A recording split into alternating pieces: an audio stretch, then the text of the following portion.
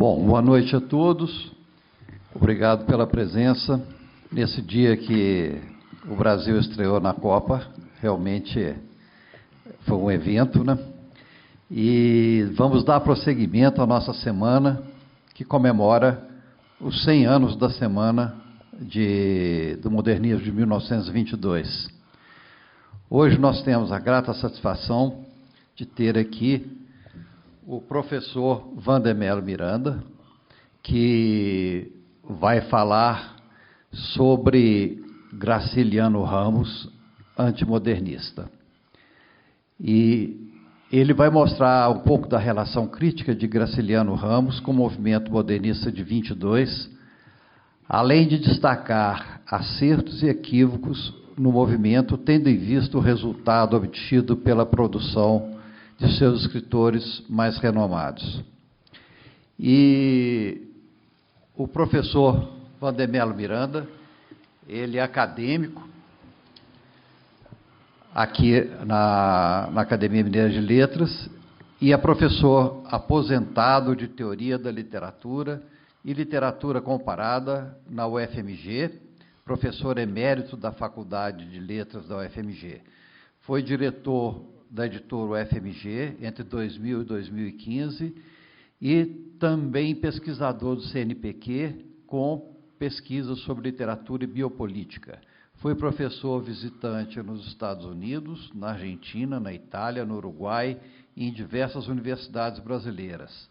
É autor de Os Olhos de Diadorim e outros ensaios, Corpos Escritos, Graciliano Ramos e Silviano Santiago, Cuerpos Escritos, que é a edição traduzida no Chile, foi publicada em Santiago, Graciliano Ramos, que é uma edição da Publifolha, e Nações Literárias, que é uma edição da Atelier, publicada em 2010. Organizou o volume Narrativas da Modernidade, em 1991, e coorganizou Crítica e Coleção, em 2011, entre outros.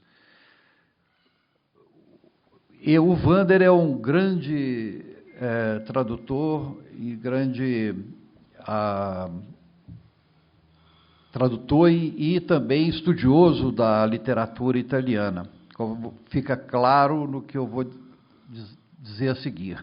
Ele traduziu o Noturno Indiano, do Tabucchi, Antônio Tabucchi, em 91, e depois fez uma revisão dessa tradução em 2012.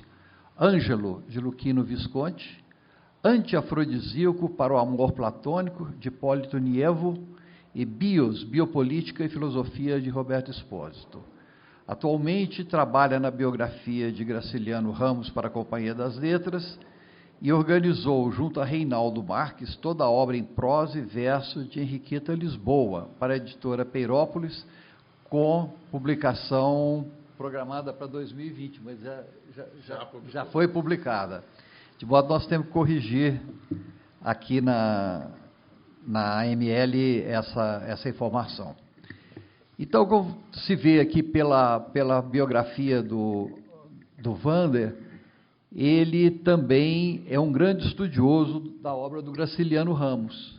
E sobre isso ele vai dissertar essa noite, e eu tenho certeza de que todos nós poderemos desfrutar realmente de momentos muito bons com a aula que ele programou para nós. Eu quero agradecer de coração, Vander, aceitar esse convite e estar aqui nessa noite conosco, e muito obrigado por ter vindo e ter aceito o convite. Boa noite a todos, obrigado, Gifone, pelas palavras sempre gentis. Eu vou fazer, na verdade, uma fala. Eu vou ler, porque eu estou com uns probleminhas de saúde. Se eu não ler, eu vou me perder, vai demorar muito. Eu vou ler. Eu resolvi fazer um texto seguinte, mostrar o que o Graciliano estava fazendo nos anos 20, né, que é a década do modernismo, né, e ver depois qual a posição dele em relação ao modernismo. E o que o primeiro livro dele, que é a ITES, no qual vou me deter mais, tem a ver com o modernismo, né? De que maneira a crítica recebeu o livro, né, desde o lançamento. Então, eu começo a ler. No final de 1920, chega a Palmeira dos Índios o padre Francisco Xavier de Macedo. Dinâmico, o padre Macedo restaura a escola paroquial e o hospital, que encontra decadentes. Embora não seja letrado, resolve fundar um jornal, um óculo de alcance, segundo afirma. Graciliano e ele tornam-se amigos, apesar da grande diferença de pontos de vista entre o ateu e o sacerdote, emanados, porém, pela tolerância mútua. Em 30 de janeiro de 1921, sai o primeiro número do jornal O Índio, jornal independente, literário e noticioso, como traz na epígrafe. Chamado pelo amigo, Graciliano é colaborador assíduo. Com pseudônimo de X, publica 14 textos na seção intitulada Garranchos, 6 na seção Factos e Fitas, assinados como Anastácio Anacleto, um intitulado Judas, com a assinatura JC, e uma carta assinada por G. Ramos entre janeiro e maio de 1921. Impresso em 4 páginas, o semanário católico orgulha a cidade. O lançamento é um sucesso e conta com a presença de Graciliano, que, no entanto, sempre muito arisco, permanece pouco tempo na festa e logo se retira. Os textos desse jornal, dele nesse jornal, são sucintos, diretos, irônicos, dirigindo-se muitas vezes diretamente ao leitor, que passa a desempenhar neles a função de personagem. Desde o início, o autor faz campanha contra o analfabetismo, advoga pelo ensino e pelos livros. Diz ele, abrir escolas, senhores do governo. Esses viveiros de esperança, diz num texto. Alongar a escola é diminuir o cárcere, dizem outros, citando Guerra Junqueiro.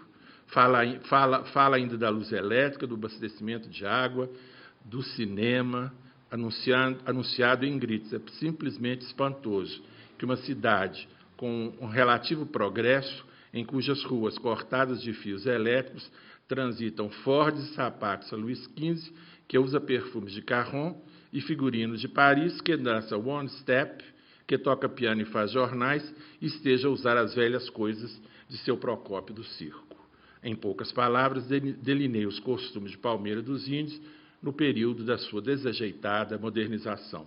Na seção Factos e Fitas em geral, os textos são também muito curtos, com ironia e bom humor, buscam despertar no leitor um espírito crítico, ora anunciando a venda de uma consciência pouco usada, diz ele, o primitivo dono se serviu dela poucas vezes, ora divertindo os indivíduos de sua classe, aspas, que se soubessem que há no corpo humano um órgão chamado cérebro, ficariam assustados. As colaborações ao periódico são interrompidas com uma carta assinada pelo autor, em que comenta o anúncio na crônica social do aniversário do abastado coronel Sebastião Ramos, diz o jornal, pai de nosso querido ex-companheiro de redação, Graciliano Ramos, revelando a identidade verdadeira dos pseudônimos com que assinava suas matérias de jornal. Nessa época, pelos jornais impressos que recebe, toma conhecimento da Semana de Arte Moderna de 1922, realizada em São Paulo de 11 a 18 de fevereiro. Diz ele, naquela época ele lia tudo e acompanhava o barulho de longe, apenas aplaudia. Sua opinião sobre os modernistas será muito severa e se manterá crítico à maioria de suas realizações. Em mais de uma oportunidade, já escritor consagrado, demonstra insatisfação com os resultados obtidos, considerados pífios diante do alvoroço dos modernistas. Em entrevista a Osório Nunes, em 1942, declara que o modernismo morreu em 1930, embora reconheça salutar, diz ele, a destruição dos cânones que precisavam de desaparecer, a limpeza do terreno, portanto, para as novas gerações. Julga infeliz os resultados dos romances de Mário de Andrade e Oswaldo de Andrade, contudo, reconhece os bons resultados na poesia e que, se não houvesse a liberdade conquistada, José Lins do Rego, diz ele, não teria conseguido realizar seu romance tal como é. Mas reclama dos assaltos à gramática, da adesão posterior à academia e da mediocridade de muitos que, desejando escrever como Manuel Bandeira, não tinham, diz ele, a cultura e os conhecimentos deste. No entanto, elenca o vasto e expressivo número de poetas e prosadores dos anos de 1930, apesar da escassez do público e do nível da maioria dos leitores. Diz ele que ainda leem com muito interesse a Moreninha.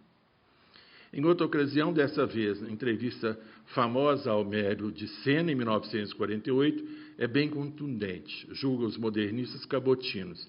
Diz ele, enquanto os outros procuravam estudar alguma coisa, ver, sentir, eles importavam Marinetti. O que é apenas uma meia-verdade, convenhamos, deixados de lado os exageros próprios aos movimentos de vanguarda no calor da hora. Argumenta que ao organizar uma antologia de contos preparada na década de 1940 para a Casa dos Estudantes do Brasil e publicada póstumamente em 1957, conseguiu selecionar apenas 2 contos de um modernista importante, diz ele, de 6 páginas cada um. E pergunto, isso justifica uma glória literária? Indagado se considera um modernista, responde Ferino, que ideia, enquanto os rapazes de 22 promoviam seu movimentozinho, achavam em Palmeira dos Índios, em pleno sertão alagoano, vendendo chita no balcão. O apelo com que Rubem Braga conclui seu discurso em homenagem a Graciliano, uma convocatória para o engajamento e a luta política, é o que estava na ordem do dia naquele início de 1940. Ele pode ser melhor entendido se leva em conta a seção do projeto ideológico claramente definido pelos regionalistas dos anos de 1930, diferente do projeto estético que norteou os modernistas de 1922. No caso dos modernistas, o que estava em primeiro lugar era a renovação dos meios de expressão, a ruptura com a linguagem tradicional e o desrecalque localista, como ocorrido em Macunaíma, de Mário de Andrade, e Memórias Sentimentais, de João de Miramar, de Oswald de Andrade, para citar 2 exemplos máximos.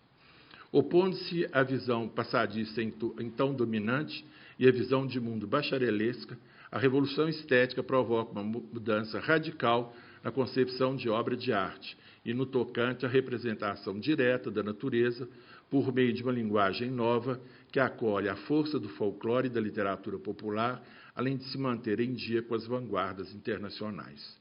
No caso dos regionalistas, aberto o caminho pelas obras do modernismo paulista, o que importa, sobretudo, é tomar consciência do país, por meio de uma expressão artística nacional que dê conta do caráter de classe das atitudes e obras de seus realizadores, como em O 15, de Raquel de Queiroz, Suor, de Jorge Amado e Vidas Secas, de Graciliano Ramos, publicados nos heróicos anos 30. Não se trata mais, nesse instante, de ajustar o quadro cultural do país a uma realidade mais moderna. Trata-se de reformar ou revolucionar essa realidade, de modificá-la profundamente para além ou para quem da proposição burguesa. O compromisso político de autores e obras nasce da consciência, ou melhor, da pré-consciência, como prefere acertadamente Antônio Cândido, do subdesenvolvimento, do descompasso econômico e político do país em relação a outras nações. A ficção regionalista abandona a amenidade e a curiosidade, pressentindo ou percebendo que havia de mascaramento no encanto pitoresco ou no cavalheirismo ornamental com que antes se abordava o homem rústico, fazendo com que o romance adquira uma força desmistificadora que precede a tomada de consciência dos economistas e políticos, que se dará nas obras produzidas ainda nos anos 30 e nos anos 40. Né? A formação da literatura brasileira, em 57, mas antes, formação do Brasil econômico e vários outros títulos. Né? No caso especial de Graciliano Ramos, como de resto acontece em se tratando de um grande autor, projeto estético e projeto ideológico andam juntos. Os processos de construção narrativa e a linguagem artística adequada para realizá-los se delineiam no horizonte de uma transformação literária ante as novas demandas históricas e as exigências geopolíticas em curso que o escritor cabe dar forma. Se escrever é um vício como outro qualquer, exige do adicto graciliano a entrega à forma superior de vida, são palavras dele, que é o romance. Na mesma entrevista que faz a afirmação, datada de 1952, um ano, portanto, antes de sua morte, relaciona o desenvolvimento da literatura ao desenvolvimento do país, ambos em baixa, segundo o escritor, assinalando a decadência que julga ver nas obras literárias do segundo pós-guerra, que chama de literatura de fuga. Considera a literatura sempre a serviço de uma classe dominante, no nosso caso, a burguesia, razão pela qual não temos um país nem literatura independentes. Coloca-se, então, contra o abstracionismo, a palavra dele, vigente à época, principalmente nas artes plásticas, não é? E reafirma, como faz inúmeras vezes, seu antimodernismo, sua opção pelo realismo, embora não se preocupe mais com esses ismos, conforme faz questão de lembrar. Depois de reforçar a importância da Bíblia como livro que fez um povo, e sem o qual os judeus não mais existiriam hoje, diz ele, aponta como única saída para a literatura revolução. Diz ele, os escritores de hoje e de amanhã têm que ser os escritores da revolução. É interessante que ele declara numa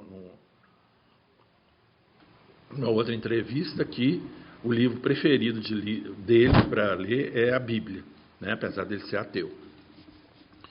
A postura de Graciliano será enfaticamente mantida nos seus últimos anos de vida, resultado evidente da sua militância política e dos reflexos da Guerra Fria. Mas no mesmo ano, em outra entrevista, diz ele que o comunismo e o fascismo mataram a arte. A arte é uma consequência da superestrutura da política. Fim da citação. Reclama, então, da arte moderna, que diz não saber bem o que é, e se pergunta onde estão os grandes escritores do nível de Eça de Queiroz, Balzac, Dostoiévski, Goethe, demonstrando mais uma vez sua preferência pela literatura do século XIX. Na entrevista que causa grande barulho no Arraial das Letras, faz uma inesperada e injusta, se verdadeira, acusação a Érico Veríssimo, que considera, nas palavras dele, um influenciado pela literatura norte-americana, celuloide mascarado, pedaços de vida sem continuidade, ou um exagerado ou um deformado. Fim da citação. Embora Graciliano não gostasse muito da obra de Érico Veríssimo, é difícil acreditar que tenha sido tão descortês, ele que é sempre tão cortês, com quem lhe publicara em 1939, por sua livraria Globo, A Terra dos Meninos Pelados, tendo havido antes, por cartas, um diálogo amigável entre ambos. Mas a reação de Érico não se fez esperar, diz Érico. Considero Graciliano um grande escritor. Sei que ele me detesta e que, se pudesse, mandaria fazer comigo o que costumava fazer com seus inimigos políticos no tempo em que era prefeito de Palmeira dos Índios. É um profissional péssimo. O autor de Angústia é um grande romancista, mas um sujeito amargo.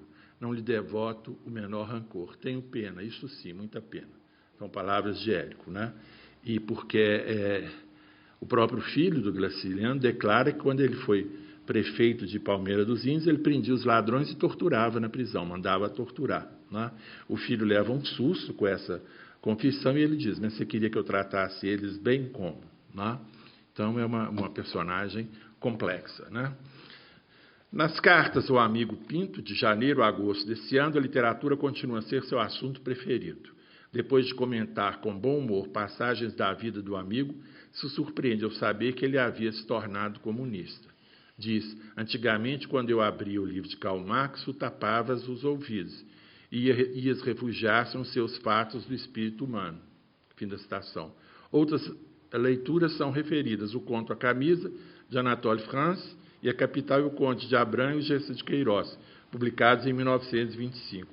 Será possível que o Conde de Abrão seja do mesmo autor dos Maias? Avalia criterioso. Na outra carta, refere-se ironicamente a um poema em estilo modernista e acrescenta um pedido insólito ao amigo.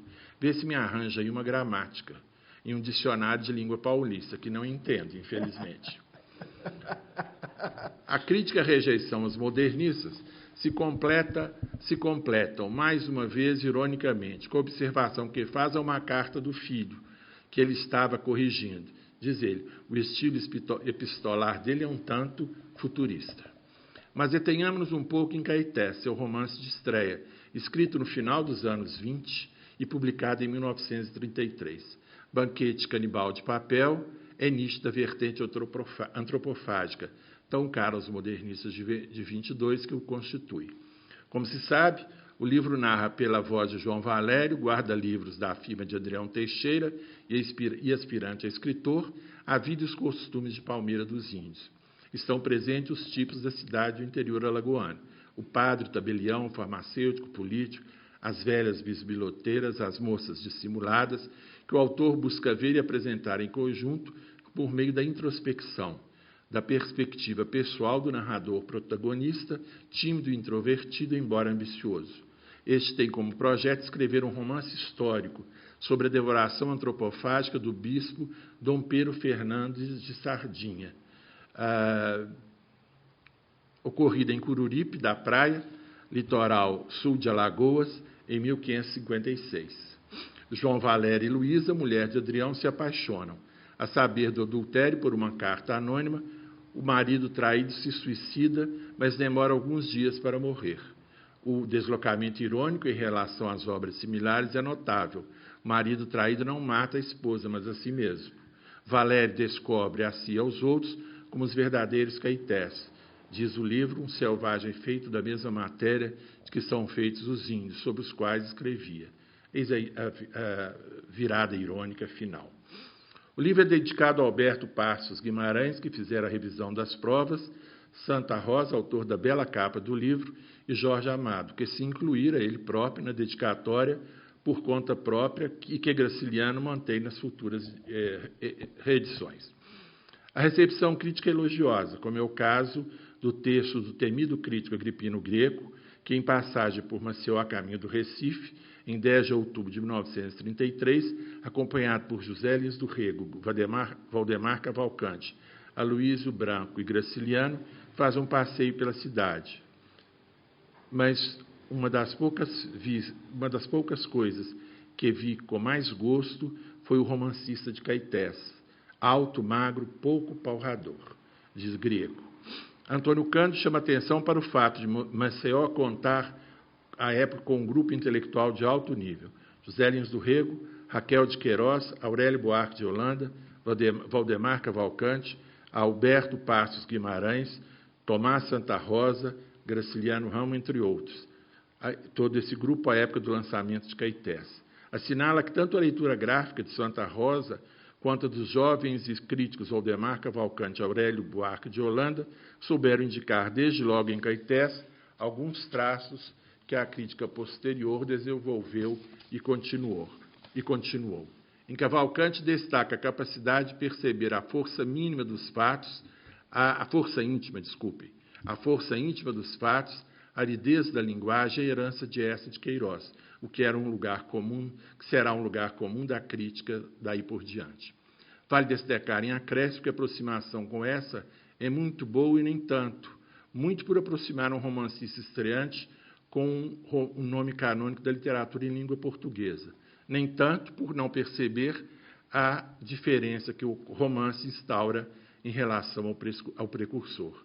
Em Aurélio Buarque de Holanda, por sua vez, o crítico destaca as observações sobre a parcimônia da linguagem, o tédio do perfeito, a opção pelos simples e ignorantes, insistindo nas qualidades positivas do livro e nas suas imperfeições.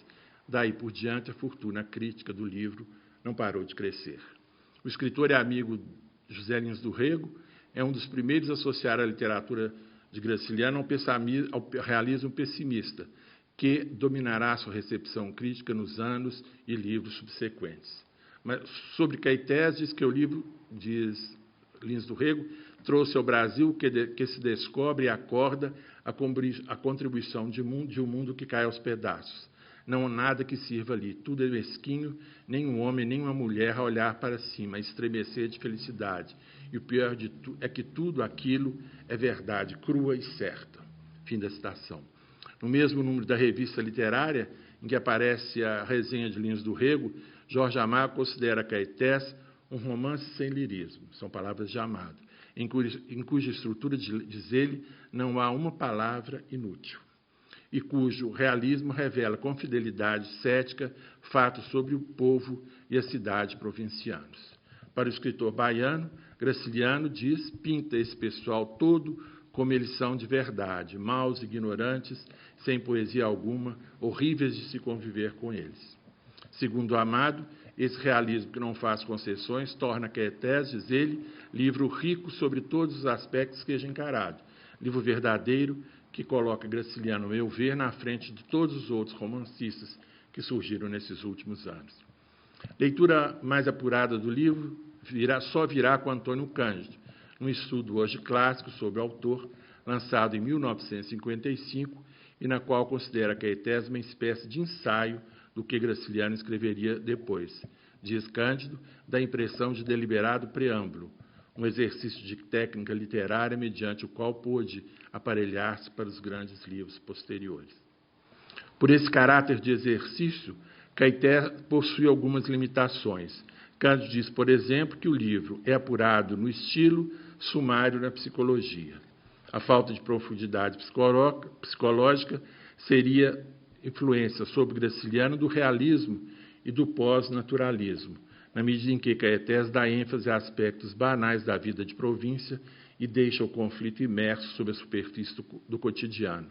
A caracterização dos personagens segue a mesma lógica, diz ele, exceto o narrador João Valério, os demais são delineados por meio de aspectos exteriores, através dos quais vão se revelando progressivamente. Fim da citação. Tal foco comportamental e fisiológico na construção dos personagens gera, segundo Kant, imprecisão dos personagens e consequente pobreza psicológica. No entanto, esse mesmo defeito adianta uma qualidade que será lapidada à medida que a obra de Graciliano for sendo construída: a descrição e a tendência elipse psicológica, cujo correlativo formal são a contenção e a síntese do estilo. Apesar das ressalvas, Cândido enxerga no livro de estreia um escritor já maduro. Diz ele, o autor demonstra a incapacidade de ênfase e a vergonha de ser empolado, que são fatores decisivos de sua maneira literária. Outra característica marcante de Graciliano, que já desponta em Caetés, diz ele, é a preocupação ininterrupta com o caso individual, com o ângulo do indivíduo singular que é e será o seu modo de encarar a realidade. Refere-se ainda ao livro como momento de ironia e possuidor de um realismo desencantado, que o distingue dos seus contemporâneos.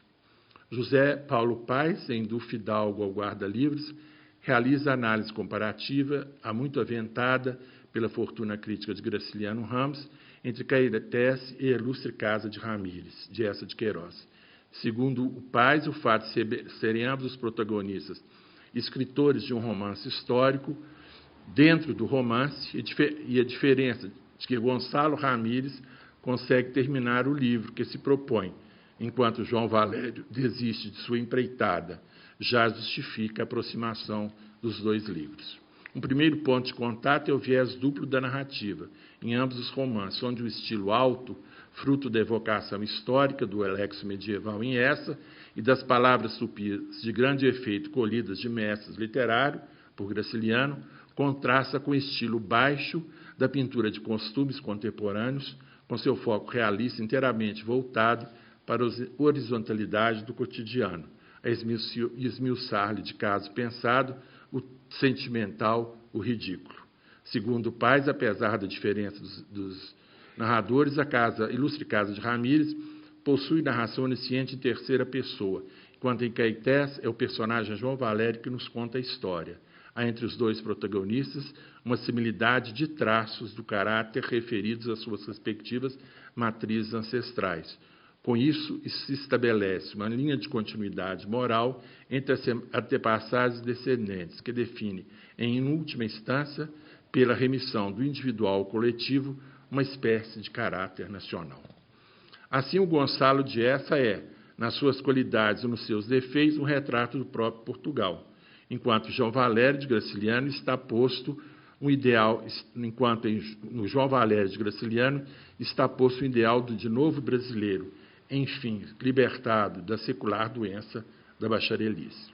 Por fim, Paes contrapõe o idealismo otimista de A Ilustre Casa de Ramírez ao niilismo de Graciliano, que daria as caras em Caeté, salientando que, apesar da oposição política do escritor, a perspectiva dos seus romances se furta aquele ponto de fuga utópico que tende comumente a chamada ficção da esquerda.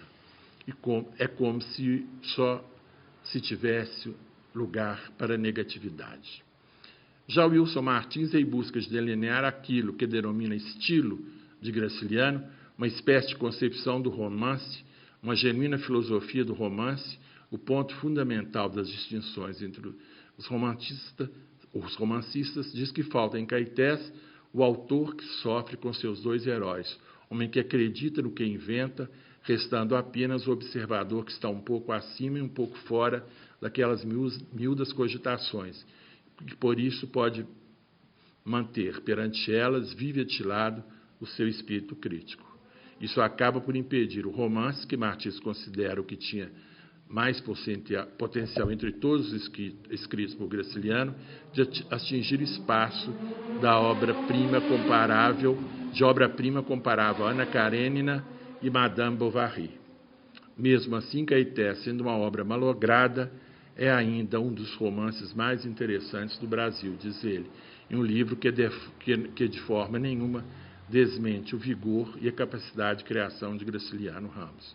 O melhor do livro é o final, inegavelmente esse-ano, e de resto, em toda a sua construção, transparece o desejo de combinar o essencial de dois romances de essa, A Ilustre Casa de Ramírez e O Primo Basílio.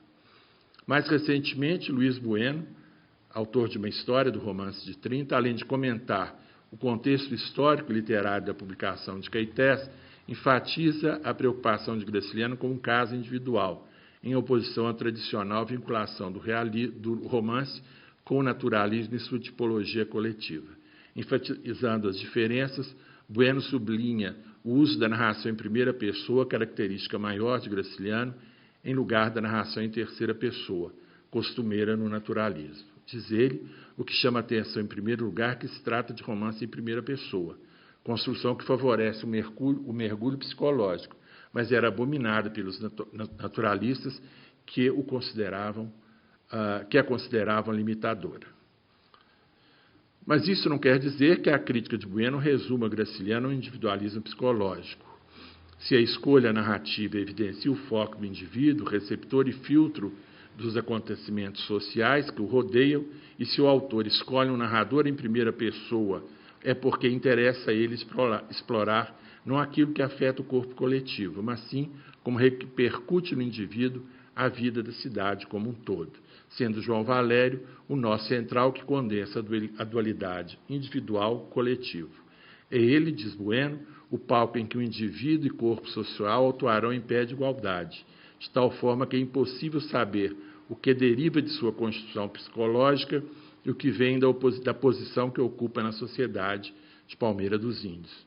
O argumento de Bueno se concentra numa perspectiva psicossocial em que o meio acaba por moldar o caráter do indivíduo, que não se dissocia da experiência coletiva e se molda atravessado de lado a lado por sua experiência social, até mesmo pelas experiências familiares acumuladas antes do nascimento do autor.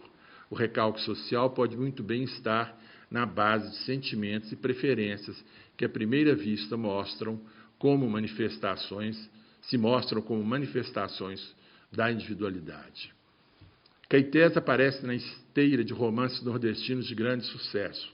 A Bagaceira, de 28, de José Américo de Almeida, O 15, de 30, de Raquel de Queiroz, Menino de Engenho, 32, de Zé Lins do Rego, Contemporâneo do Cacau, de Jorge Amado, cuja apresentação traz a pergunta: será um romance proletário?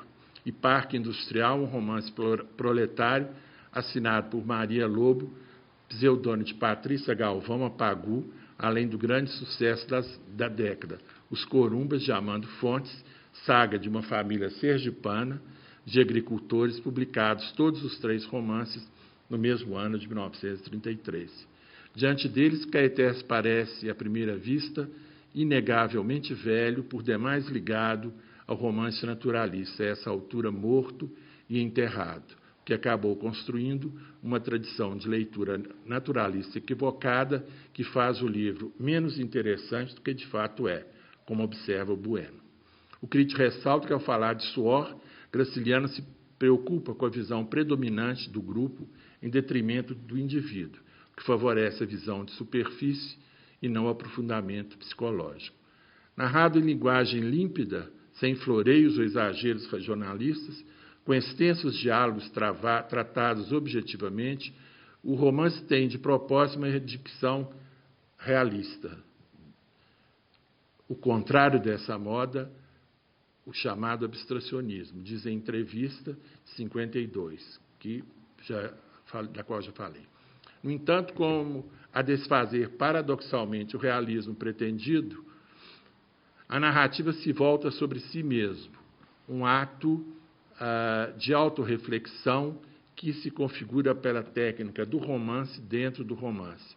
O livro projetado por João Valério e o romance que o contém e o devora, bem como devora seu modelo, essa de Queiroz.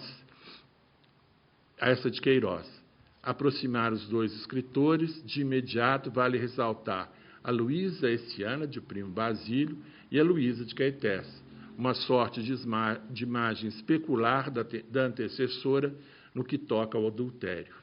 Em outro lugar, chamei essa relação de banquete canibal de papel, uma devoração literária, sublinho a palavra, ao mesmo tempo em que se dá o paulatino distanciamento de João Valério do romance projetado e sua aproximação cada vez maior à realidade circundante, a cumprir seu objetivo de objetividade e veracidade, a livrar-se de anteriores entraves, escrita efetivamente realizada.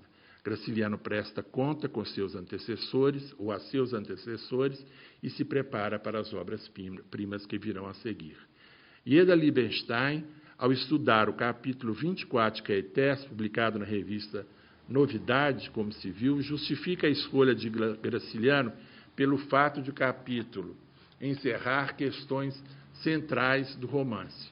João Valério, amante da esposa do patrão, quer ocupar também seu lugar na firma comercial, além de escrever o romance sobre os Caetés.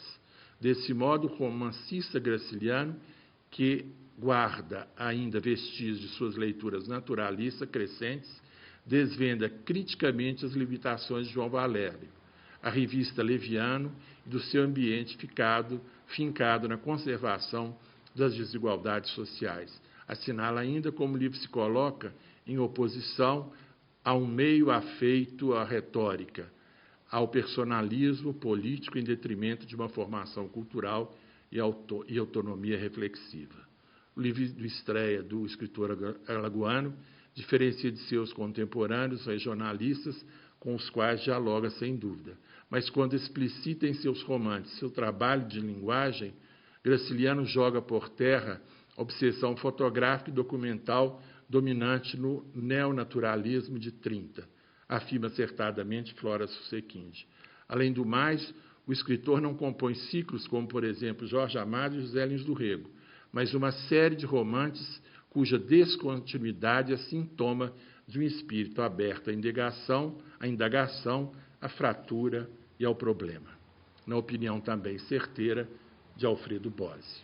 Não é outra personagem intelectual e artística que irá se confirmar nas relações posteriores da estreia do nosso notável romancista moderno, aberto às posições antagônicas de seus colegas de profissão e de seus personagens. Graciliano Ramos estava pronto para escrever depois uma das mais relevantes obras da moderna literatura em língua portuguesa.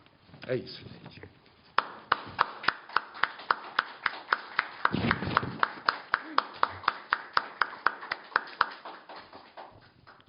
Obrigado, Wander. Realmente foi uma aula sobre Graciliano Ramos e essa análise profunda sobre Caetés e sobre outros aspectos, inclusive revelando alguns detalhes sobre a obra e sobre o convívio de Graciliano com outros escritores, sobretudo o embate que houve entre Graciliano e o Érico Veríssimo, que realmente tem um sabor especial. Agora, eu vou passar a palavra para nós, aqui, para as pessoas aqui presentes, que quiserem fazer alguma pergunta para o Wander a respeito da palestra.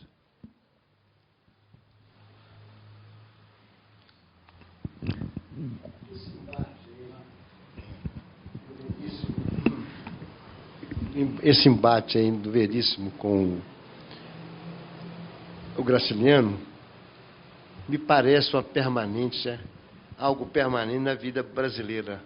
É o norte e o sul, que sempre se degladia em várias áreas. Eu gostei muito dessa notícia que eu desconhecia, mas revela esta realidade brasileira. Essa distinção norte e sul, né? O próprio Carlos Drummond de Andrade, quando o Graciliano morre, o Drummond arranjou para Graciliano um emprego de fiscal de ensino secundário, né? Quando o Graciliano morre, antes o Graciliano pediu ao filho Ricardo que fosse agradecer ao Drummond, né? Logo que ele morresse, fosse agradecer ao Drummond tudo que o Drummond fez por ele. E o Drummond, mais ou menos, logo depois sai o Memórias do Cárcere, edição póstuma, né? E numa carta para Ciro dos Anjos, o Drummond diz: recebi os 4 volumes cheios daquelas expressões nordestinas horrorosas que eu não vou ler nunca. Aí se entende um pouco, a rixa tem com o Nordeste, mas a época se entende um pouco porque no meio cultural brasileiro, que se localizava no Rio de Janeiro, sobretudo nos anos 30, quem domina esse meio intelectual e literário são os nordestinos, né? Os nordestinos são os grandes poetas, os grandes escritores, os grandes romancistas dos anos 30 no Brasil, né? E, de certa forma, o Graciliano e esses escritores nordestinos de grande qualidade estética, claro, são um resultado um pouco, mesmo que às vezes oblíquo, da Semana de 22, né? Como o Graciliano falou. O Graciliano tinha ojeriza porque o Graciliano detestava quem escrevesse português mal, né? Ele usava expressões regionalistas. Tem numa carta que ele fala para a mulher, que ele está falando que ele está escrevendo São Bernardo, que depois ele ia traduzir para a língua nordestina, né? E aí ele falou: quem me serve de dicionário são meu pai e os funcionários do pai, né, que trabalhavam, as pessoas que trabalhavam com o pai na fazenda. Então, deles é que ele fala belezas que eu nem sabia que existiam. Ele fala: quem sabe daqui a 300 anos eu não serei um clássico, né? Então, ele fala, é uma linguagem muito diferente daquela linguagem da gente dos cafés, né, no Rio de Janeiro. É uma linguagem, e realmente é uma linguagem completamente diferente. Então, essa criação de uma linguagem completamente diferente, né, e completamente inovadora, de alguma maneira, como ele disse, se os modernistas não tivessem limpado o campo antes, né, talvez os romancistas de 30 não tivessem a liberdade, né, de escrever o que eles escreveram, né? E é uma questão muito... Essa questão da língua do Graciliano é muito séria e tem uma raiz traumática. Não é querendo explicar a obra pela psicologia do autor, mas o Graciliano ele tem uma dificuldade muito grande de aprender a escrever, né? Ele na escola, o pai compra um livro e faz com que ele aprenda a ler, ele não consegue, o pai dá aquela palmatória nele, bate nele, aí ele vai para a escola, ele era muito tímido, o menino vai para a escola e não consegue aprender a ler, só depois com uma outra professora, que ele diz que é acolhedora como uma perua que acolhe seus filhotes, é que ele vai abrir, enfim, vai se liberar e vai começar a ler e escrever. Aí ele não para mais de ler, né? Mas tem essa raiz da violência na escrita. Então, para ele escrever, é escrever certo, né? Porque se não escrever certo, tem aí uma censura ou uma violência que virá. Mas esse escrever certo dele não limita a capacidade dele de criação, e de criação moderna, né? Se você pegar um livro do Graciliano hoje, é muito legível, né? A linguagem é uma linguagem, praticamente uma linguagem clássica. As expressões são nordestinas, são alagoanas, sobretudo. O vocabulário tem muita coisa nordestina, mas que é facilmente inteligível hoje, né? Depois de todas essas revoluções pelas quais a literatura brasileira passou, né? Agora, Érico Veríssimo era um problema para ele, né? Porque Veríssimo era um burguês, morou nos Estados Unidos, era um homem razoavelmente rico, né? E não tinha essa preocupação, digamos, ideológica que o Graciliano tinha, né? Então, realmente, o embate entre os dois era mais ou menos esperável, né? Porque são dois grandes nomes, né? E portanto, esse embate era. Agora, eu acho que é um pouco o embate norte-sul, né? Que atravessa até hoje a literatura brasileira, né? Esse embate não termina, né? Continua, né? Caio, você queria falar? Caio. Eu gostaria, em primeiro lugar, de lamentar ter chegado atrasado, porque sempre aprendo muito com o Wander Miranda. Mas, de qualquer maneira, do pouco que pude apreciar da fala dele, e enaltecer a participação nessa semana de estudos e de reflexões sobre 1922, eu pegaria essa última expressão para dizer o seguinte: o que significa escrever certo em contraposição ao modernismo, aquilo que propugnavam os modernistas? Isto é uma contradição ou, ao contrário, é um complemento, é uma variante, enfim?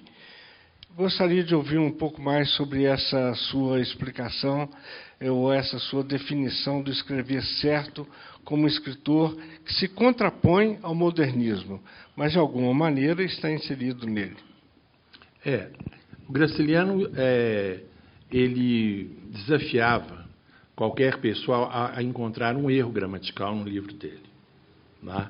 O erro gramatical que ele chama é aquela liberdade que os modernistas paulistas tiveram, né, de fazer uma língua, de escrever com uma língua mais próxima do cotidiano, né, do dia a dia, né, que era uma maneira útil, né, e precisa para combater o que vinha antes da literatura brasileira, que era o parnasianismo, né, uma linguagem muito empolada, muito distante da realidade brasileira, né?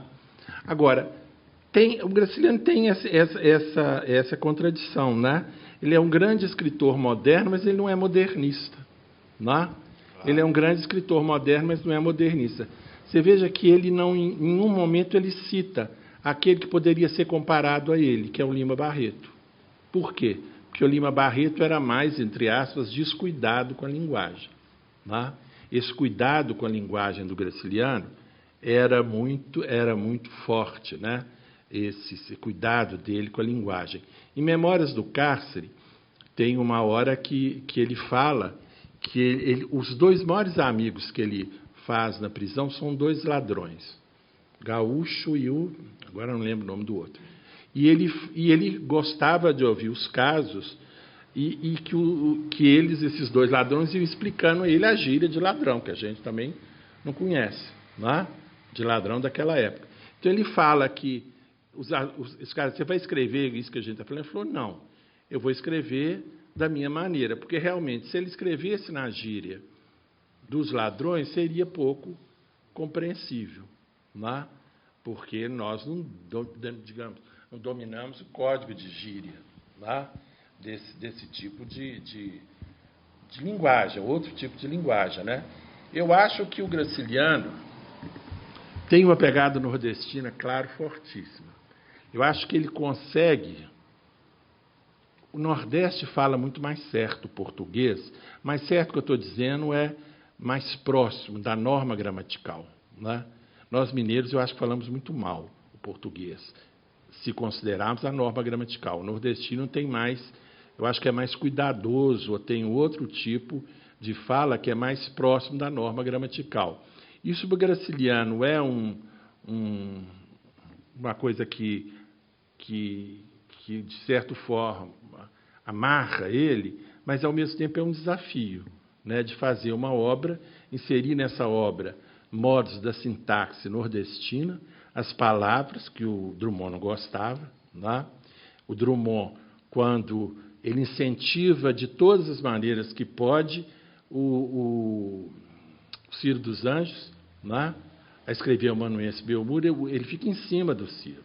Né? No livro de correspondência que eu publiquei com um amigo, da correspondência dos dois, ele fica em cima do Ciro, para o Ciro escrever esse romance, que é, na verdade, um dos primeiros romances urbanos assim do século XX, né? Que tem mais essa força mais urbana, sem uma linguagem regional, com uma linguagem mais próxima da norma. Né? Agora, eu acho que o Graciliano é moderno porque ele reelabora essa linguagem e esse vocabulário regional do Nordeste, né? E faz com eles um trabalho de maneira que é muito inteligível para a gente, até hoje. Né? Duas coisas que eu gostaria de falar, que eu acho que tem muito a ver com isso. Hoje, os romancistas que eu acho mais interessantes do Brasil são dois rapazes nascidos na favela. Um é o Giovanni Martins, que escreveu um livro de contos magnífico, que se chama O Sol na Cabeça, e lançou agora, esse ano, um romance que se chama Via Ápia. Via Ápia, a via é a Rua do Comércio na Rocinha, lá no Rio. Né? E o Giovanni escreve numa linguagem que ele dá dignidade literária à linguagem que é falada na favela carioca. Agora, muita coisa a gente não entende, é como um grande sertão veredas da favela. A gente vai pouco a pouco, vai entendendo, faz um esforço, porque é uma linguagem muito vazada por gíria, por expressões que nós, que não moramos na favela, não dominamos. Né? Mas eles fazem uma reelaboração dessa linguagem muito interessante. E então eu acho que o outro era um pedreiro, esse eu acho ele genial, que morava também numa periferia muito pobre de Porto Alegre e que escreveu Supridores. Ele se chama José Faleiro, que é um romance que narra a história de dois rapazes que colocam as mercadorias na prateleira, né, supridores dos supermercados, e que vendem maconha. Né? Então, o romance tem essa característica.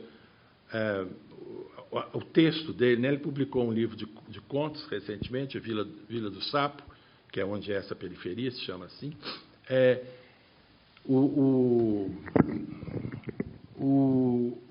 O Faleiro é muito interessante. Ele era pedreiro, ele começou a estudar, a irmã dele insistia, não insistia. Quando viu que ele gostava muito de ler, começou a ler, a irmã começou a passar mais livros para ele, livro de filosofia, livro de teoria da literatura, e ele disparou a ler. E tem um texto... Olha, Os Supridores é um romance de altíssimo nível, eu acho. Recentemente, da literatura brasileira, eu acho que a grande realização nos últimos anos, pelo menos no romance, é a obra do Faleiro. Então, eu acho que tudo isso é filho de 22. Tudo isso é filho de 22. Todas essas reelaborações são, de certa forma, experimentações com a linguagem. E o Graciliano faz também experimentações no romance. Cada romance do Graciliano, um é diferente do outro. Você não tem continuidade, ou ciclo, como você tem da cana-de-açúcar, de Lins do Rego, como você tem da Cacau, do Jorge Amado. Né? Não são romances ciclo. Cada romance é uma nova experiência. E uma coisa muito interessante é que ele é um realista muito diferente, porque todo romance dele tem uma reflexão sobre o ato de fazer romance, sobre o ato de escrever. Que é Caetés já tem, que é o tempo todo essa devoração antropofágica, que, na verdade, ele devora o primo Basílio, que, por sua vez, é uma devoração de Madame Bovary de Flaubert. O Silviano tem um texto que chama Essa Autor de Madame Bovary, que explica como se dá esse movimento. Quer dizer, então ele se insere nesse primeiro romance, nessa literatura, digamos, ocidental, dessa maneira, devorando antropofagicamente, sem ser oswaldiano. Ele devora isso para fazer uma outra coisa diferente. No São Bernardo é a mesma coisa. O personagem principal, ele está tentando escrever um romance. E vai e volta, e reflete sobre o ato escrito, etc. A Angústia é mais ainda, que é um escritor de província, um funcionário público, que vai o tempo todo escrevendo e refletindo sobre o ato de escrever. Vidas Secas não tem isso. Mas Vidas Secas é um romance extraordinário num sentido, em vários, mas um sentido dele é o seguinte: é o primeiro romance e único que o Graciliano escreve em terceira pessoa. Eu considero que essa escolha de terceira pessoa é um achado, é uma coisa simples, mas um achado estilístico de altíssimo nível, extremamente experimental e moderno. Se ele escrevesse o livro em primeira pessoa, não seria verossímil, porque o Fabiano quase não fala. Ele era analfabeto, tinha Vitória, os meninos. Então, seria inverossímil colocar ele narrando. Se ele colocasse em terceira pessoa, uma terceira pessoa onisciente, muito de cima, ele estaria numa posição muito arrogante em relação àquela vida dos retirantes. Então, o que ele escolhe? Ele escolhe o discurso indireto livre, escolhe uma visão que os franceses chamam de vision avec, quer dizer, como se tivesse uma câmara do lado do Graciliano, tivesse uma câmara que fosse acompanhando a vivência dos personagens. Ao mesmo tempo, ele está fazendo uma reflexão profunda sobre a ficção e não aparece no livro.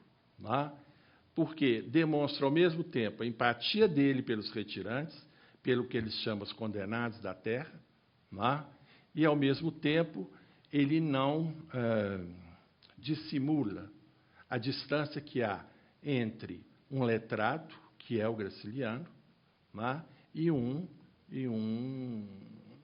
agente do povo, um retirante, analfabeto, naquela época no interior nordestino, no sertão nordestino.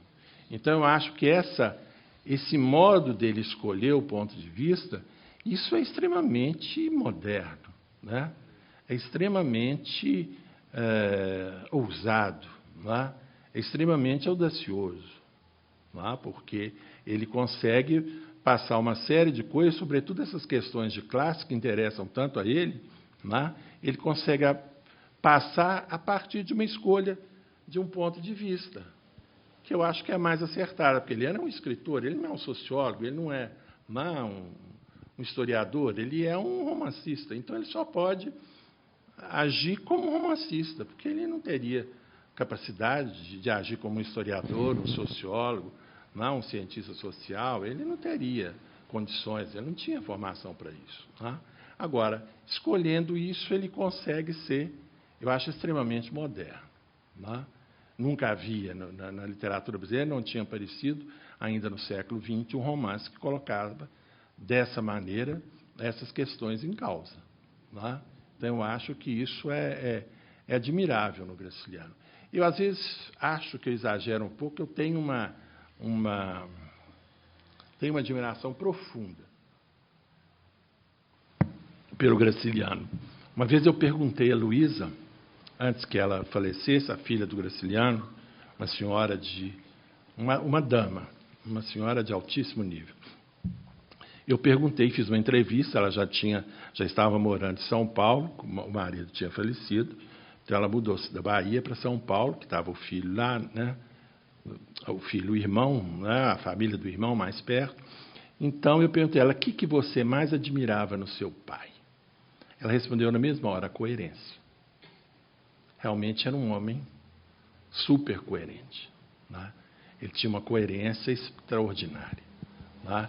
E essa coerência extraordinária dele era estar ao lado, não falar pelos humilhados e ofendidos, mas estar ao lado dos humilhados e ofendidos e abrir espaço para que os humilhados e ofendidos falem na obra dele.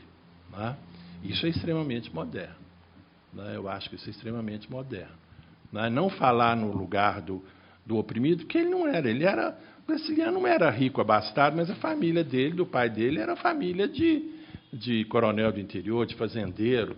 O Graciliano chega a ser Palmeira dos Índios prefeito por causa da influência do pai, né? Que o pai era uma pessoa importante na cidade, na região.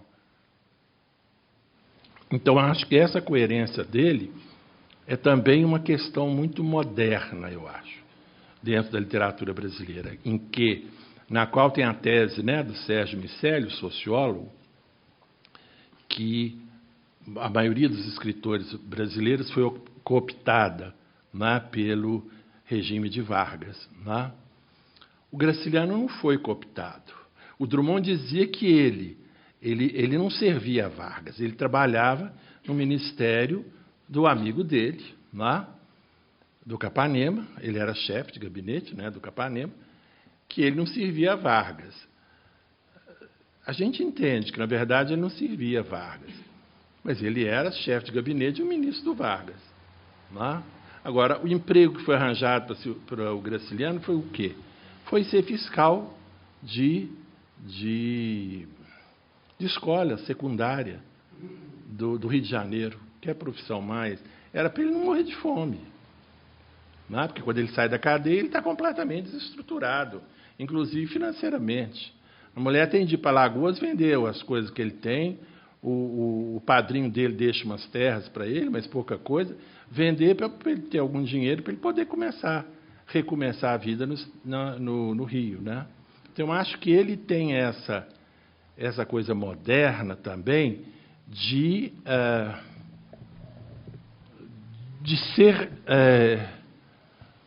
ser livre do poder, né, nesse sentido, do poder político. Né?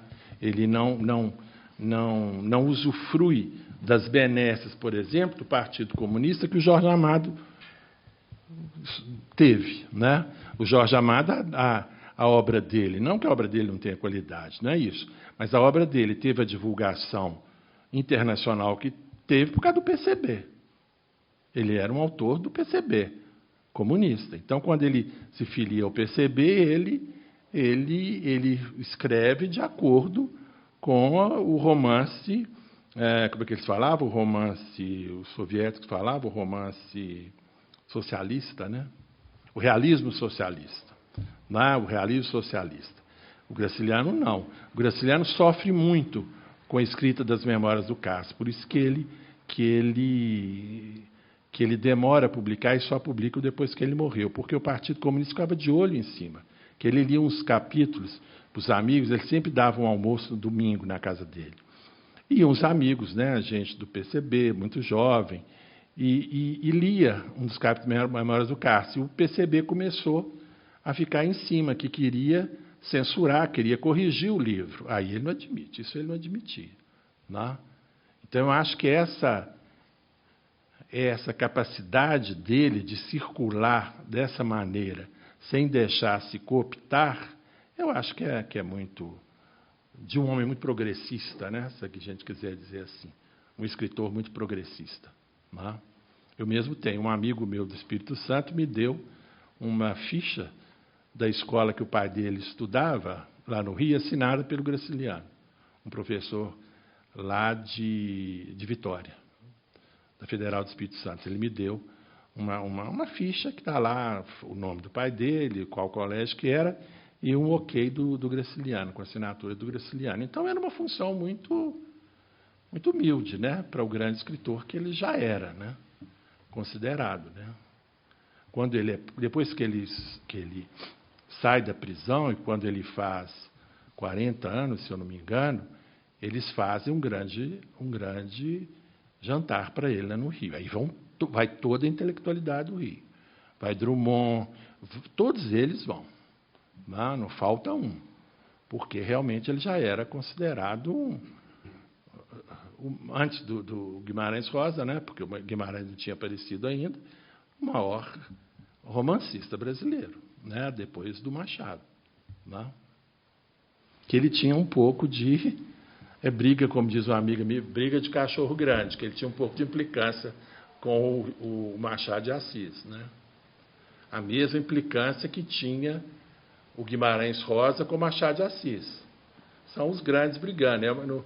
No Diário de Guerra que a gente tem lá no Acervo de Escritores Mineiros, o Guimarães Rosa escreveu um diário, quando ele era cônsul em Hamburgo, na época da guerra, que é muito interessante. Tem observações dele e recortes de jornais falando, sobretudo, do massacre dos judeus, né? Porque a mulher dele ajudou muitos judeus saírem lá da Alemanha. Né?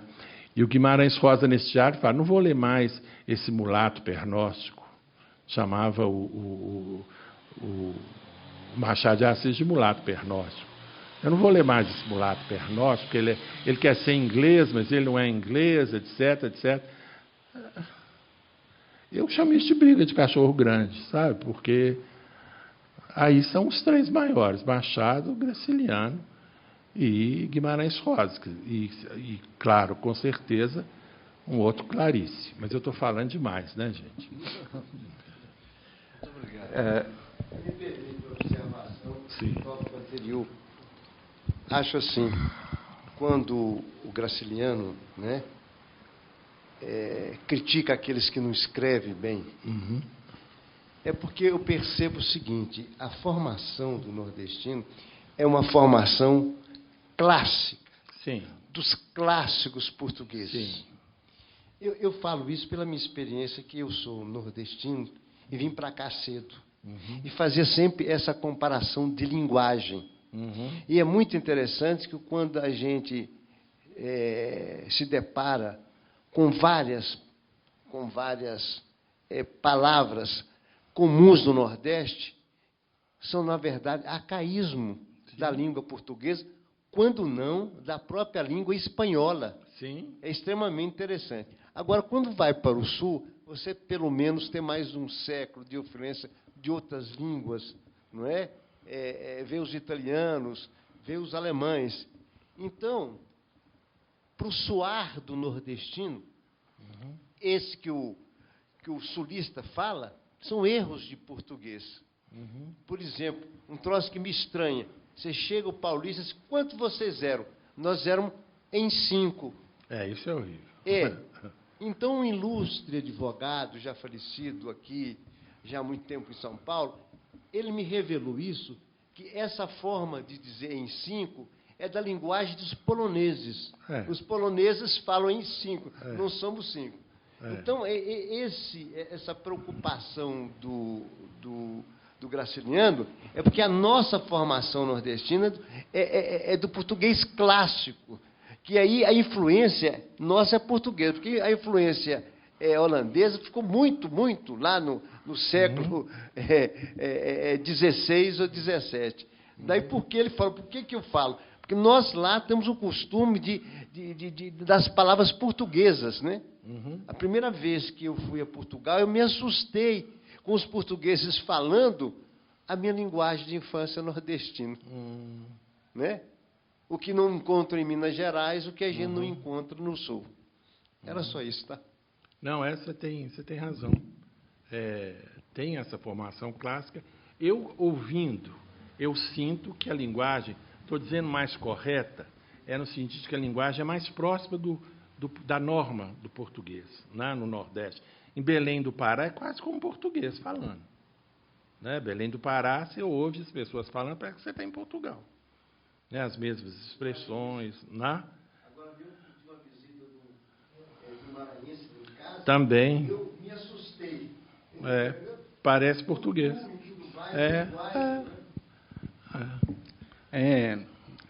Eu gostaria de ouvir você falar sobre aqueles relatórios, né, que ele escreveu em 1927, quando ele era prefeito lá de Palmeira dos Índios, né? Um relatório bem ousado na linguagem, né, com uma forma bem irônica de expressar, né, para um político, né, um prefeito. E essa linguagem é algo Por exemplo, eu não conheço nenhum outro escritor ou algum outro político que escreveu da forma que o Graciliano Ramos escreveu aqueles relatórios lá. Essa linguagem que ele utilizou é algo relacionado ao modernismo, do uso da linguagem, né? A gente lembra daquele poema, né? O brasileiro fala, me dá um cigarro, como é que é? Não, o dá-me um cigarro. O Graciliano nunca falaria, me dá um cigarro. Ele falaria, dá-me um cigarro. É a questão que ele está falando. É uma linguagem mais próxima do clássico, né? Agora, aqueles relatórios são muito atraentes, né? Porque ele é muito irônico. O Graciliano é muito irônico. Tem uns... Lá ele fala, no cemitério, ele está fazendo um relatório para o governador, que era amigo dele, da prefeitura de Palmeira dos Índios. Eles eram do mesmo partido, enfim, ele era muito amigo do governador. E está lá escrito, no cemitério enterrei 20 contos de réis. Quer dizer, ele gastou lá no cemitério 20 contos de réis. Então, ele fala, no cemitério enterrei 20 contos de réis. Ele fala. Então, ele tem... Os relatórios são extremamente irônicos. É uma novidade. Tanto é que são esses relatórios que chamam atenção para ele. O Jorge Amado vai imediatamente atrás buscando um romance. Fala, esse cara tem um romance escrito. Esse cara tem um romance. O Jorge Amado vai lá e pede o romance. E o romance demora a sair porque, ditado pelo Schmidt, Augusto Frederico Schmidt, que era um homem, à época, riquíssimo, escritor, mas muito rico, tinha muito dinheiro, o Schmidt tinha uma editora, a editora Schmidt. E aí o Graciliano pergunta, você não vai fala, o Schmidt está demorando muito, ele não vai publicar o livro. É porque o Schmidt tinha esquecido os originais. Antigamente não tinha xerox nem nada, era original bruto. Ele tinha esquecido os originais no bolso da capa de chuva. E como lá no Rio, na época não chovia muito e tudo, ou não estava na época de chuva, ele esqueceu, até que ele achou os originais no bolso da capa de chuva. E aí foi e publicou. Agora, o Graciliano tinha umas coisas muito engraçadas, que o filho dele, que são quase lendas a respeito dele. Uma hora o Marx Rebelo fala assim, se as coisas continuarem como estão, nós vamos acabar pedindo esmola. Ele fala a quem? Entendeu? Que estava muito apertada, inflação alta, aquelas coisas de Brasil. E quando ele vai engraxar os sapatos, antigamente usava aqueles engraxados que ficavam sem engraxar o sapato, um menininho, um molequinho, assim, um pretinho, fala assim, e aí, amizade, qual é a novidade? Ele responde imediatamente, a nossa amizade. Entendeu? E aí, amizade, qual é a novidade? Ele responde, a nossa amizade. Ele era muito atento a questões da linguagem. Agora, ele era muito receptivo a certas coisas. Ele participa de um júri que Sagarana faz parte. E Sagarana não é escolhido, é escolhido um livro do Luiz Jardim. E ele fica com aquilo na cabeça, quem é isso que ele fala? Esse escritor, que estava com pseudônimo, e ninguém conhecia, Guimarães Rosa. Ele falou, esse escritor é mineiro e é médico. Pelo Sagarana, ele diz, esse cara é mineiro e é médico. Ele saca que ele é médico. É engraçado isso, Aí procurou saber quem era, não consegue. Quando Guimarães Rosa publica Sagarana, vai lá no Graciliano e leva um volume de Sagarana para ele. Então o senhor é o médico mineiro que eu estava procurando. Aí o Graciliano falou, você sabe que eu votei contra o seu livro, não é? Ele falou, sei. E aí os dois ficam, de certo modo, assim, amigos, Porque ele fala que a primeira versão de Sagarana tinha muitos altos e baixos, que depois, na publicação, o Guimarães viu isso, revisou e deu uma outra coisa. Então, ele tinha, no relatório, tem isso. Ele era muito atento à linguagem. Eu tenho um dicionário aqui no acervo, porque a filha dele me deu, está lá no acervo, nosso, lá da UFMG. O dicionário Caldas Aulete, com o nome dele assinado, que ele lia muito dicionário. Então, ele tinha muito gosto pela palavra falada e escrita. Então, ele estudava muito para escrever. E no relatório, é um relatório é uma coisa muito chata, de qualquer área, é uma chatice, sem tamanho. Agora, ele punha essas coisas assim, bem humorísticas, humorísticas não, irônicas, que, pronto, aí tem um escritor, e tinha, né? Porque só um escritor que é capaz de fazer isso, um grande escritor, né? Fazer um relatório que chama a atenção do Brasil inteiro, que aí é publicado nos jornais, né? É isso, né? Ele já estava sendo moderno, né? Ele já estava sendo moderno, né? Eu acho.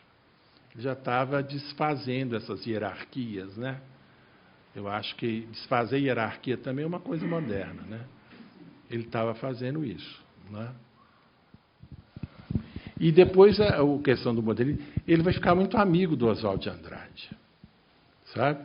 Ele vai ficar muito amigo do Oswald de Andrade, porque o Oswald de Andrade vai entrar para o PCB, né? Para o Partido Comunista. E o Graciliano entra para o Partido Comunista de um congresso de escritores que tem aqui em Belo Horizonte, de volta para o Rio. O Luiz Carlos Prestes chega perto dele e convida ele para entrar. Ele fala, mas o que eu vou fazer lá? Eu não sirvo para fazer nada, eu só sei escrever. Não... E ele vai ser um militante, assim, obediente ao partido, não no que ele vai escrever, mas no que ele tem de fazer. As missões que ele tem de cumprir, ele vai ser muito obediente, ele vai ser um militante rigoroso do partido, né? Mas era uma pessoa muito... Esse pessimismo dele, eu acho essa leitura um pouco, sabe, um pouco exagerada. Ele não era nem questão de ser pessimista. Ele tinha umas saídas irônicas, muito bem-humoradas, que sabe, eram... eu acho uma figura muito complexa, é contraditório, né?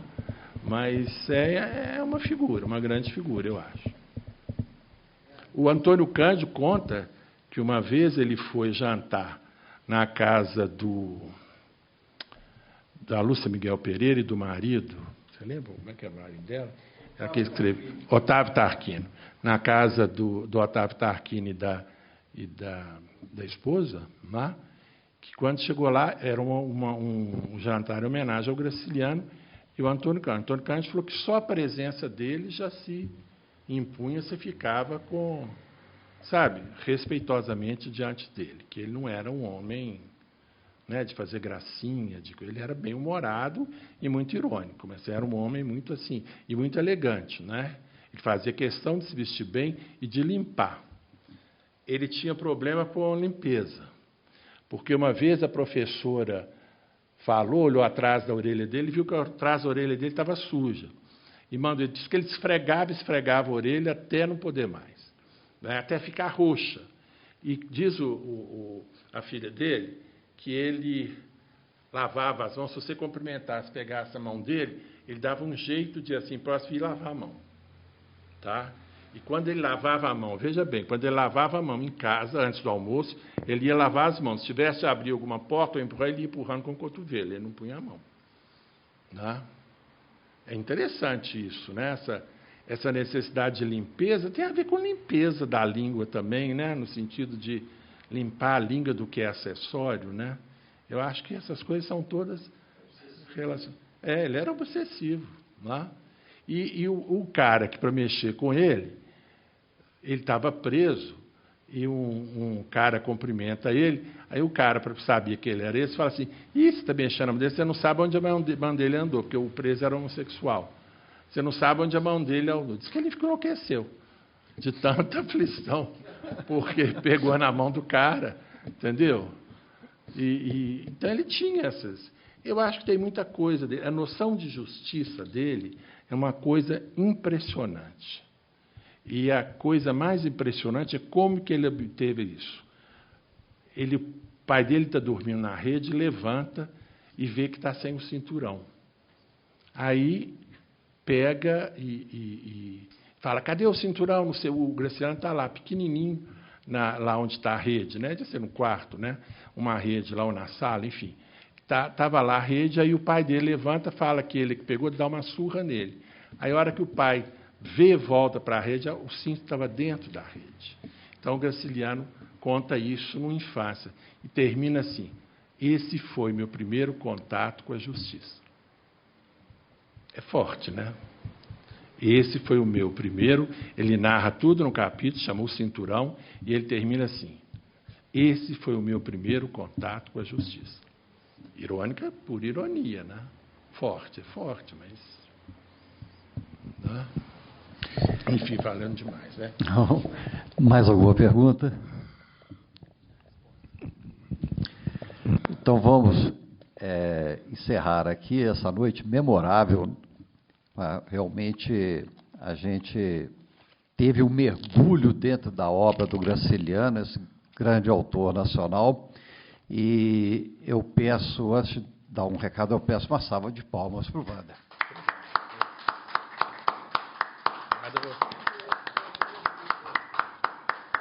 Obrigado, gente. Agradecer mais uma vez a sua presença, o preparo da aula e o nosso grande desfrute que nós tivemos aqui essa noite. Bom, a comemoração da semana de 22 termina amanhã com a fala da Antonieta Cunha sobre Drummond, o que está além do Drummond. De modo que eu convido todos a participar amanhã dessa aula que a Antonieta vai trazer aqui para nós. A Antonieta também é membro da academia e com ela será encerrada essa semana. Muito obrigado a todos pela presença e até amanhã. Obrigado. Obrigado.